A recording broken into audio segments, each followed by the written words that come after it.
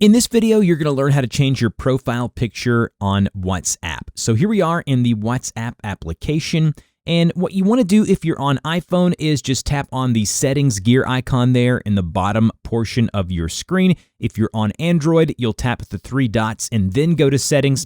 And then once you're here, you'll see your name at the very top with your profile image. Just tap into your name there. And then you're going to see an edit button right underneath where your current profile picture is. Go ahead and tap on your profile picture, bring it up, and then in the right-hand corner, you'll see something that says Edit. Tap the Edit button there, and then it says a couple of options. You can use avatar, take a photo, choose a photo. We're going to choose photo here. It's going to bring up your photo library. You can go ahead and find the photo that you want to use, so search your library there, find a new one. You can pinch to zoom. You can zoom in or out of the image by pinching your screen there, and then once you have it laid out like you want, you just tap on Choose at the bottom of your screen there, and you now have changed and customized your WhatsApp profile picture. If this helped, like, share, and subscribe. If you have any further questions, put those in the comment section below, and I'll see you guys in the next video.